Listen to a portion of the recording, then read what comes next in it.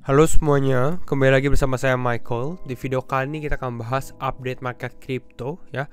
Ada salah satu berita yang cukup menggemparkan dunia kripto juga ya. Ini dalam beberapa jam yang lalu baru rilis beritanya. Jadi kita akan bahas video ini dan mungkin ini menjadi ancaman baru juga ke dalam kripto atau concern lah gitu ya, bukan ancaman sebenarnya ya.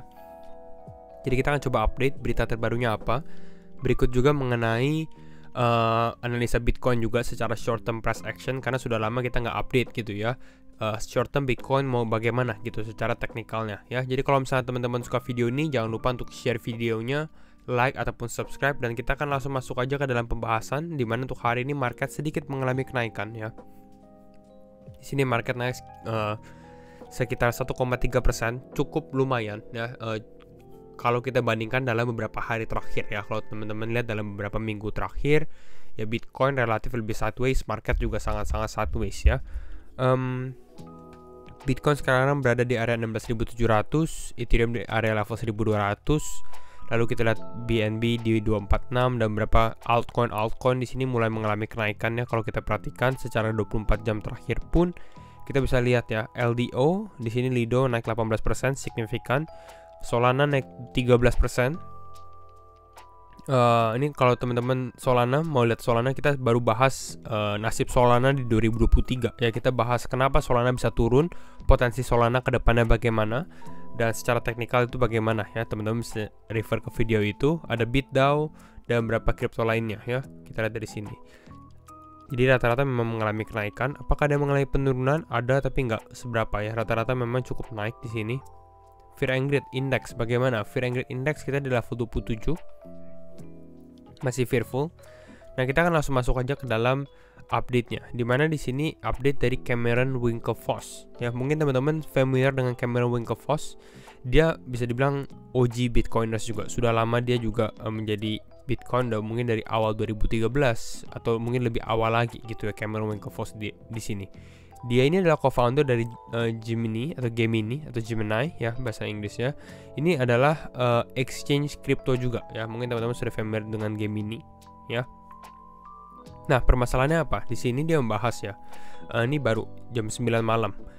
Januari 2. Earn update. An open letter to Barry Silbert. Siapa sih Barry Silbert? Mungkin teman-teman sudah familiar. Dia adalah founder dan CEO dari DCG ya, atau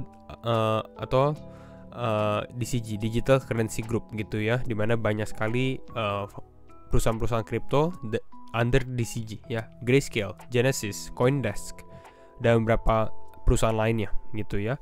Makanya di sini Barry Silbert ini menjadi salah satu tokoh yang influential juga, penting lah di kripto gitu ya. Walaupun mungkin nggak sebesar mungkin waktu itu CZ ataupun SBF gitu ya. Namun di sini beritanya kembali lagi ke dalam Barry lagi. Nah, permasalahannya apa? Di sini dia ada open letter ya. Open letter bisa dibilang surat terbuka lah gitu. Jadi dia kasih semua, ini open ke semua orang bisa melihat gitu, open letter. An open letter to Barry Silbert, karena dia CEO-nya. Dia bilang, Barry, today marks 47 days since Genesis halted withdrawals. Hari ini menandai lah 47 hari setelah Genesis yang kita sempat bahas sebenarnya ya, halted withdrawals atau memberhentikan withdrawal mereka. Jadi user nggak bisa withdraw. Nah, dibilang di sini adalah earn update. Earn update artinya apa? Di sini lebih karena untuk crypto earn, karena beberapa customer dari Gemini ini terdampak terhadap earn ya, atau misalnya dibilang staking lah gitu ya pada di Genesis ini. Ya, ini dia punya bisa bilang suratnya gitu ya. Di sini dia bilang usersnya, I'm writing on behalf of more than 350,000 earn users who are looking for answers. Jadi ada sekitar 340.000 orang yang meminta jawaban lah gitu ya. Di sini ada bahas dan lain-lainnya lebih detailnya lagi gitu ya. Ini teman-teman bisa lihat di tweetnya si Cameron Winklevoss langsung. Nah, intinya apa? Intinya di sini Gemini gave the money to Barry ya. Jadi Gemini atau bisa bilang si Cameron Winklevoss ini kasih duitnya, mungkin duit earn ini ke Barry ya, bukan Barry sebagai CEO dari DCG gitu ya, tapi ke perusahaannya adalah Genesis, ke Genesis. Lalu Genesis ini diberikan fundingnya ke DCG ya. DCG pun juga punyanya si Barry ya, Digital Currency Group. Lalu who then gave the money to Barry? at Grayscale. Ini pertanyaan gitu ya. Apakah duitnya kemudian ditaruh ke dalam Grayscale, karena Grayscale punyanya si Barry Silbert juga atau DCG juga gitu. Tapi bisa dibilang duitnya ini diputar-putar terus, dan sekarang intinya adalah earn money yang dihutang oleh Barry di sini nggak bisa dibayar, belum dibayarkan lah, bisa dibilang seperti itu intinya.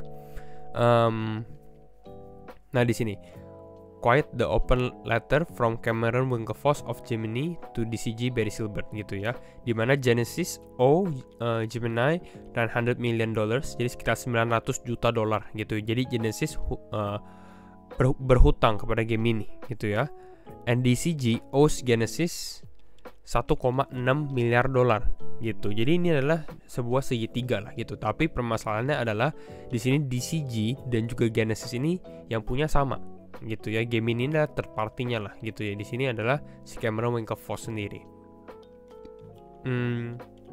Nah, lalu big event-nya apa? Big event-nya di sini dia mau melakukan sesuatu. Dia kasih waktu sampai Januari 8. We remain ready and willing to work with you, but time is running out. Maksudnya mereka ya tetap mau bekerja, ya mereka kasih klarifikasi dan lain-lainnya, tapi waktunya ini menipis gitu ya. Dan mereka menunggu sampai jawaban sampai 8 Januari, kira-kira seperti itu. Nah, pertanyaannya adalah mungkin di sini Genesis atau DCG ya, karena mereka satu party ini harus membayar si Cameron Winklevoss atau Gemini gitu ya, $900 juta. Nah, bagaimana cara mereka membayarkannya? Salah satunya mungkin mereka akan menjual token holdingsnya mereka gitu ya. Ini secara logically gitu ya, token holdingsnya mereka. Jadi mungkin ada bisa jadi ada force selling ke dalam market gitu ya. Dan kalau memang terjadi, ini mungkin ada beberapa crypto yang akan terdampak ya. Ethereum Classic, Zen, Bitcoin, ZEC, Ethereum, Litecoin, Bitcoin Cash, Decentraland atau Mana. Ini beberapa tokennya menjadi holdings dari Grayscale sendiri yang mungkin bisa kalau mereka harus force selling, intinya seperti itu. Jadi bisa ada dampaknya. Kemudian untuk Bitcoin, di sini Bitcoin Beyond Darkest Green Countdown to Halving. Di sini ya Plan B sempat membahas ya. Kalau teman-teman perhatikan secara cycle di sini, Bitcoin ini berada di lowest pointnya dia. Ini pada saat di warna hijau gitu ya, warna hijau. Ini adalah months until the next halving. Jadi ini tinggal mungkin 1,5 tahun lagi lah gitu ya sebelum halvings. Dan ini kita sempat bahas di video sebelumnya, Crypto Bottom 2023. Jadi saya benar-benar refer teman-teman ke video ini. Ini wajib ditonton ya kalau teman-teman yang belum nonton, karena cukup penting juga. Ini kita membahas halvings. Jadi di sini intinya ini cycle Bitcoinnya menurut si Plan B juga. Nah, sekarang kita akan bahas sedikit tentang Bitcoin ya, secara short term price action ya. Kembali lagi disclaimer on and do your own research, karena setiap keputusan tetap di tangan teman-teman. Kita akan lihat yang pertama adalah support level yang kita sempat bahas dalam beberapa video terakhir atau beberapa hari terakhir, di mana kita membahas support level yang kuat untuk Bitcoin ada di area 0,618 dan 0,65. Ya, kita nggak bilang di 16.500 atau 16.400, ini lebih ke arah area saja di kotak warna biru. Dan di sini teman-teman bisa lihat bahwa memang yang di kotak ini mereka konsolidasi, Bitcoin konsolidasi gitu ya. Dan memang untuk saat ini yang bagusnya adalah support ini cukup bertahan. Di sini Bitcoin mulai untuk ranging naik ke atas seperti itu. Ya, jadi kalau misalnya teman-teman yang memang mengambil trade ini, kita mulai ke posisi long di sini, mungkin bisa taruh stop loss di break even gitu ya, di posisi entry agar nggak rugi juga gitu ya. Intinya seperti itu. Nah, sekarang Bitcoin di level 16.700. Bagaimana selanjutnya untuk Bitcoin ya secara price actionnya?